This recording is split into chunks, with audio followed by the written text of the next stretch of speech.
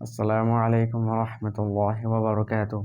বিসমিল্লাহ ওয়াসসালাতু ওয়াসসালামু আলা রাসূলিল্লাহ ওয়া আলা আলিহি ওয়া সাহবিহি আজমাইন।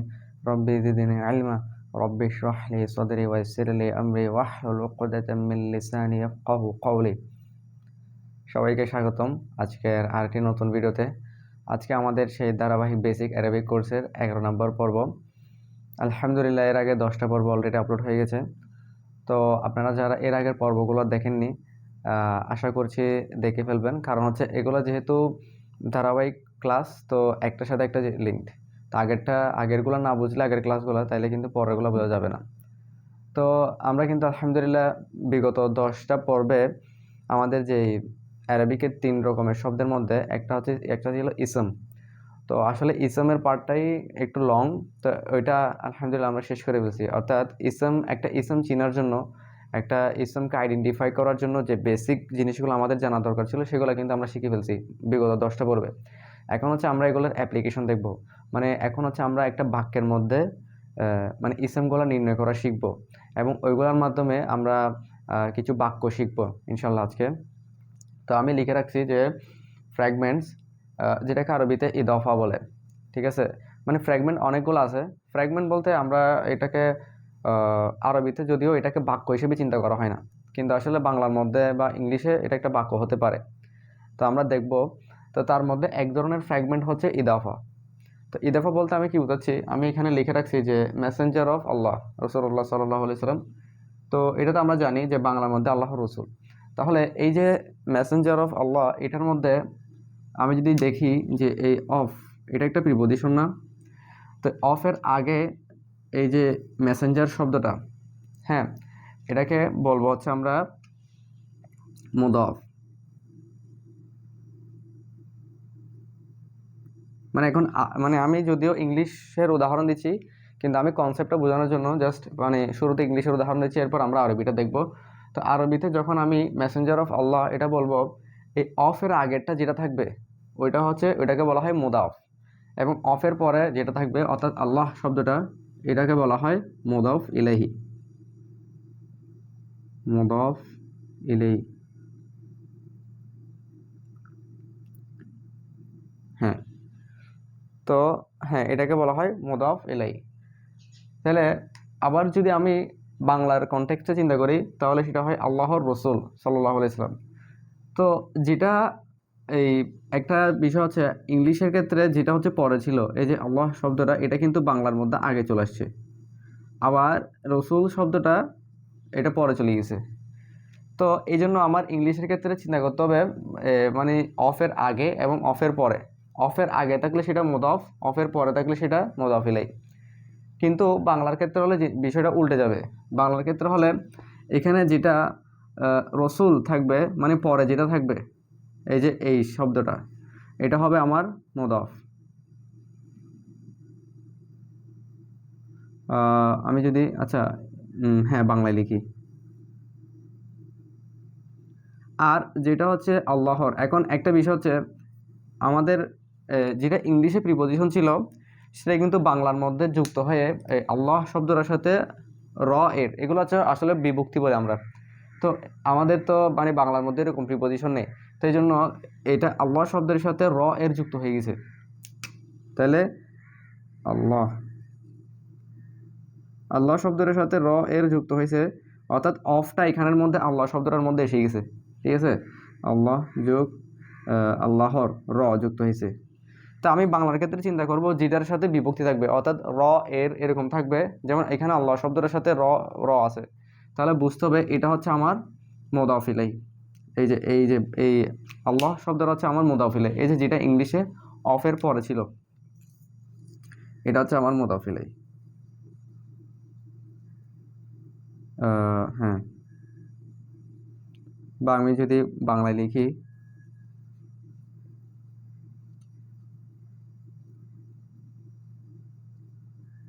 হ্যাঁ, তো একইভাবে এই যে এখানে আমি যে লিখছি মাই বুক, তো এখানে তো অফ নেই, কিন্তু আসলে এটাকে চাইলে অফ আকারেও লেখা যায়। যেমন আমি যদি লিখি মাই বুককে এভাবেও লেখা যায়, চাইলে বুক অফ মাইন, চাইলে এভাবেও লেখা যায়। অর্থাৎ মাই বুক, বুক অফ মাইন, এটাকে এভাবে লেখা যায়। তো কেন লিখছি, কারণ আমি দেখবো যে অফের আগে এবং অফের পরে এই কথাটা মনে রাখবো। মানে ইংলিশের ক্ষেত্রে হলে এই যে অফের আগে যেটা থাকবে এই যে বুক, তার মানে আমার এখানে এই বুক শব্দের হচ্ছে মুদাফ, যেটা আমি ইংলিশে লিখি। আর যেটা হচ্ছে অফ শব্দের পর আছে সেটা হচ্ছে আমার মুদাফ ইলাই। তো এটাই হচ্ছে মূলত মুদাফ মুদাফ ইলাই, যেটাকে একসাথে ইদাফা বলে। ঠিক আছে, মানে মুদাফ এবং মুদাফ ইলাই দুইটা মিলে একসাথে এটাকে ইদাফা বলে। তো এটা হচ্ছে আরবিতে প্রথম ফ্র্যাগমেন্ট, এবং মানে কনসেপ্টটা এটাই যে আমি যেটা আগে দেখব অফের আগে, মানে ইংলিশের ক্ষেত্রে যদি চিন্তা করি অফের আগে দেখলে সেটা হচ্ছে আমার মুদাফ, অফের পরে হলে সেটা হচ্ছে মুদাফ ইলাই। আবার বাংলায় হলে যেমন এখানে আমার বই, তো এখানে এই যে আমার, ঠিক আছে, এই যে এটার সাথে এর আছে না, এই যে মানে বিভক্তি, তো আমি যোগ এরকম হয়েছে আর কি। তাহলে এই জন্য এটা হবে আমার মুদাফ ইলাই, মানে বাংলার ক্ষেত্রে একটু উল্টে যাবে বিষয়টা, যেটা বাংলার ক্ষেত্রে যেটা আগে থাকবে সেটা হবে মুদাফ ইলাই, কিন্তু যেটা পরে থাকবে সেটা হবে আমার মুদাফ। তাহলে এটা হচ্ছে আমাদের মোটামুটি কনসেপ্টটা। এখন আমরা সরাসরি আরবিতে উদাহরণগুলো দেখব। তাহলে মুদাফ মুদাফ ইলাই বোঝার জন্য আমাদের কিছু রুলস মাথায় রাখতে হবে। প্রথমত হচ্ছে যে লাইট প্লাস নো আলিফ লাম, এটা কিন্তু সবচেয়ে গুরুত্বপূর্ণ। অর্থাৎ এখানে লাইট বলতে কি বলছে, আমরা বলছিলাম যে ইসমের ক্ষেত্রে যদি তানবিন থাকে তখন সেটা হ্যাভি, বা জেনারেলি একটা ইসম হচ্ছে হ্যাভি থাকে, যখন সেটার মধ্যে তানবিন থাকবে না তখন সেটা হচ্ছে এটাকে লাইট বলে। ঠিক আছে, যেমন মুসলিমুন এটা হচ্ছে হ্যাভি, মুসলিমু মানে একটা পেশ হলে সেটা হচ্ছে লাইট। তো মুদাফ হওয়ার জন্য সেটাকে অবশ্যই কী হইতে হবে, লাইট হইতে হবে, সেটা হচ্ছে মুদাফ। এটা এটা কিন্তু লাইট প্লাস আলিফলাম, এটা কিন্তু মুদাফের বেলায়। ঠিক আছে, এই কথাটা আমি লিখে রাখি। অর্থাৎ যেটা অফের আগে, হ্যাঁ আমরা দেখছিলাম ওই যে মেসেঞ্জার অফ আল্লাহ, সো অফের আগে মেসেঞ্জার শব্দটা হচ্ছে মুদাফ ছিল, তার মানে ওই শব্দটা আমার এখানে লাইট হইতে হবে এবং আলিফলাম থাকা যাবে না। ঠিক আছে, আলিফলাম থাকা যাবে না। তারপর মুদাফ ইলাই শুড বি ইন জার স্ট্যাটাস, তাহলে অফের পরে যেটা মুদাফ ইলাই সেটা হচ্ছে জার স্ট্যাটাসে হইতে হবে। অর্থাৎ জার স্ট্যাটাস মানে কি, জের থাকতে হবে। যেমন আমরা বলছিলাম মুসলিমিন বা মুসলিমি, অর্থাৎ শেষে যদি জের থাকে তখন সেটাকে জার স্ট্যাটাস বলে। তো এখানে স্ট্যাটাস, তারপরে যে লাইট, এগুলা কিন্তু এক একটা আলাদা কনসেপ্ট, এবং এই কনসেপ্টগুলো কিন্তু আমি আগের ভিডিওগুলোতে বলছি, এই জন্য ওইগুলো না করে থাকলে কিন্তু এগুলো বোঝা যাবে না বা এগুলো বুঝতে কষ্ট হয়ে যাবে। নো লং ডিস্টেন্স রিলেশনশিপ মানে বোঝানো হচ্ছে দুইটাই পাশাপাশি থাকবে, অর্থাৎ একটা শব্দ এখানে আরটা অনেক পরে, মাঝখানে অনেক শব্দ, এরকম হবে না, দুইটা পাশাপাশি থাকবে। এরপর হচ্ছে the last property of the মুদাফ, মানে টাইপ। আমরা জানি ইসমের 4টা প্রপার্টি থাকে না, একটা হচ্ছে স্ট্যাটাস, এরপর নাম্বার, এরপর জেন্ডার, এরপর হচ্ছে টাইপ। তাহলে এটাও কিন্তু আমরা আগের ভিডিওতে পড়ছি। তাহলে ওই টাইপটা কিন্তু আমার মুদাফ ইলাই দ্বারা মানে নির্ণীত হবে আর কি, নির্ণয় করা হবে। তারপর দ্য মুদাফ অ্যান্ড দ্য মুদাফ ইলাই শুড বি ইসমস, তাহলে এগুলো হচ্ছে ইসম হইতে হবে। তাহলে এখন যেই এই রুলসগুলো বললাম এগুলো মাথায় রেখে এখন আমরা কিছু প্র্যাকটিস করি বা কিছু মুদাফ ইলাই দেখবো এখন। যেমন আমি শুরুতে যেটা উদাহরণ লিখছিলাম ইংলিশে মেসেঞ্জার অফ আল্লাহ, সেটা যদি আমি আরবিতে লিখি এখন, তাহলে সেটা হবে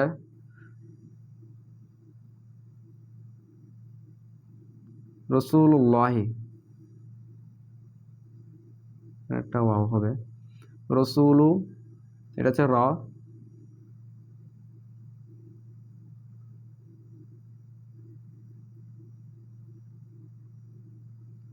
হ্যাঁ, অর্থাৎ রসুল্লাহ, আমরা বলি না রসুল্লাহ সাল্লাল্লাহু আলাইহি সাল্লাম, তো যেটাকে আমরা ওই যে ইংলিশে মেসেঞ্জার অফ আল্লাহ বলছিলাম। তো এই জন্য এখন এই যে রসুল শব্দটা, ঠিক আছে, রসুল্লাহ মানে যদি আমি এখানে লিখি যে, আচ্ছা নিচে লিখি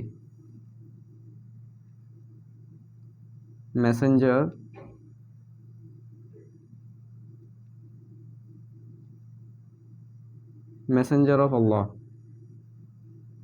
তাহলে আমি বলছিলাম অফের আগে যেটা থাকে মানে ইংলিশের ক্ষেত্রে সেটা হচ্ছে আমার মুদাফ। তাহলে অর্থাৎ অফের আগে হোক বা আরবিতে হলে মানে সেটা আগে থাকবে আর কি, এই যে যেটা যেমন এটা আগে আছে, ঠিক আছে, যেটা আগে থাকবে সেটা হচ্ছে আমার মুদাফ। তাহলে আমি যদি এখন লিখি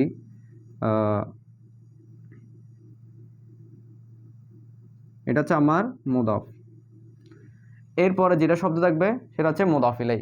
ঠিক আছে, তাহলে এই যে আমরা যদি রসুল শব্দটা যদি খেয়াল করি, ওই যে আমি প্রথম রুল যেটা বলছি, যেখানে লাইট মানে এই যে এখানে রসুলুন হয় নাই, অর্থাৎ দুই পেশ না, এটা কিন্তু একটা পেশ, তার মানে এটা লাইট, এবং এটাতে কোনো আলিফ লাম নাই, আল আল রসুলু এরকম না। তাহলে যেহেতু এখানে আলিফ লামও নাই, লাইটও নাই, তখন আমি দেখতেছি যে এটা মুদাফ হতে পারে। অর্থাৎ কোন একটা শব্দ মুদাফ হবে হবে কি হবে না, এটা আমি শুরুতে কীভাবে কেমনে চিন্তা করব বা কেমনে বুঝবো। শুরুতে যদি আমি দেখি যে কোন একটা, প্রথমত এটা একটা ইসম হইতে হবে, প্রথম শর্ত হচ্ছে এটা একটা ইসম, রসুলু এটা একটা মানে নাম বা এটা একটা উপাধি, তাহলে এই জন্য এটা একটা ইসম। এখন ইসম হলে দেখবো যে এরপরের বিষয়টা হচ্ছে আমার এখানে একটা এখানে লাইট হইতে হবে, অর্থাৎ তানবিন থাকা যাবে না, 2 নাম্বার। 3 নাম্বার হচ্ছে এখানে আলিফলাম থাকা যাবে না। তাহলে এই 3টা শর্ত যদি এটা মানে চলে, তখন আমি বুঝবো যে কি এটা মুদাফিলাই হইতে পারে। কিন্তু এখনো মানে আসলে মুদাফিলাই কিনা সেটা আমি এখনো বলতে পারবো না। কেন? কারণ আমার থেকে এটা মুদাফিলাই কিনা বোঝার জন্য এর পরের শব্দটা দেখতে হবে। তাহলে আমরা যদি এর পরের শব্দটা, এই যে আল্লাহ শব্দটা যদি দেখি, তাহলে এর পরের শব্দটার মধ্যে এই যে এখানে শেষে জের আছে, তার মানে আমার আগের শব্দটা মুদাফ হওয়ার জন্য যে কোয়ালিফিকেশনগুলো দরকার ছিল সেগুলো আছে। এখন পরের শব্দটা মুদাফ ইলাই হওয়ার জন্য কোয়ালিফিকেশন যেটা দরকার ছিল সেটাও আছে, সেটা হচ্ছে এটা জার হইতে হবে। এটা একটাই শর্ত। মুদাফ হওয়ার জন্য 3টা শর্ত মাথায় রাখতে হবে, মুদাফ ইলাই হওয়ার জন্য একটা শর্ত হচ্ছে এটাকে জার হইতে হবে। ঠিক আছে? তখন আমি বুঝবো যে আসলে এই দুইটা মুদাফ ইলাই। তাহলে আমি যদি এখানে লিখি যে এটার 3টা শর্ত হইতে হবে, প্রথমত এটা হচ্ছে ইসম হইতে হবে, এটা ইসম কিনা দেখবো আমি। এরপরে শর্ত হচ্ছে এটা লাইট কিনা, অর্থাৎ এটার মধ্যে তানবিন আছে কিনা, তানবিন না থাকলে কিন্তু লাইট, এটাতে তানবিন নেই। এরপর এটাতে দেখবো যে কি আলিফলাম আছে কিনা। তাহলে এই 3টা শর্ত যদি মেনে চলে, যে কোনো একটা শর্ত কিন্তু না মিললে হবে না, 3টা শর্ত মিলতে হবে। 3টা শর্ত যদি মিলে তাহলে আমার থেকে মানে ধরে চিন্তা করবো যে কি হ্যাঁ এটা মুদাফিলে হওয়ার একটা ক্যান্ডিডেট। এরপর এটা যদি দেখি যে কি জার, এরপর একটা জার স্ট্যাটাস আছে, তাহলে তাহলে তাহলে কিন্তু বোঝা যাচ্ছে যে কি এই দুইটা মুদাফিলে। তাহলে এইভাবে আমরা আরবিতে যে কোনো 2টা শব্দের মধ্যে এই সম্পর্কটা দেখতে পারি। তো আরেকটা বলছিলাম যে এই 2টার মধ্যে কাছাকাছি হবে, লং ডিস্টেন্স রিলেশনশিপ হবে না। এরপরে বলছিলাম যে কি হ্যাঁ, তো এখন যদি আমরা এগুলার এই 4টা প্রপার্টিস, অর্থাৎ ইসমের 4টা প্রপার্টিস ছিল, ওই 4টা প্রপার্টিস যদি নির্ণয় করার চিন্তা করি, প্রথমত রসুল শব্দটার ক্ষেত্রে যদি চিন্তা করি, রসুল শব্দটার ক্ষেত্রে যে এখানে প্রথমত আমরা জানি এটার কি স্ট্যাটাস মানে এটা কি রফা নাসাব নাকি জার। তাহলে এই যে এটা যেহেতু দুই পেশ আছে, তার মানে আমরা জানি যে এটা রফা হবে। ঠিক আছে? এরপর হচ্ছে স্ট্যাটাস, এরপর হচ্ছে নাম্বার মানে এটা কি সিঙ্গুলার নাকি প্লুরাল নাকি ডুয়াল। তো এখানে দেখছি যে এটা সিঙ্গুলার, কারণ এটা রসুলু, আমরা জানি এটার প্লুরাল হচ্ছে রুসুলুন, ওই যে এটা ব্রোকেন প্লুরাল হয়।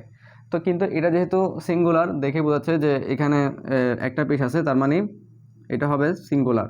অর্থাৎ আমি এভাবে লিখি এস, বা এভাবে লিখি সিঙ্গুলার।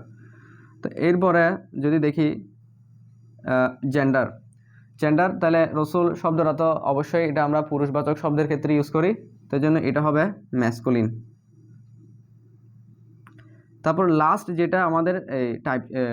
যেটা আমাদের প্রপার্টি ছিল সেটা হচ্ছে টাইপ। অর্থাৎ টাইপ মানে হচ্ছে এটা কি প্রপার নাকি কমন, অর্থাৎ এটা কি নির্দিষ্ট নাকি অনির্দিষ্ট। তো এটা কিন্তু আমি এই শব্দটাকে দেখে বুঝতে পারবো না, এটা বোঝার জন্য আমার থেকে মুদাফ ইলাইহির কাছে যেতে হবে। যদি এই কথাটা মনে রাখতে হবে, যদি আমার মুদাফ ইলাইহি যদি প্রপার হয়, হ্যাঁ, তাহলে আমার মুদাফও প্রপার হবে, আর মুদাফ ইলাইহি যদি প্রপার না হয়, এটা প্রপার হতে পারে নাও হতে পারে।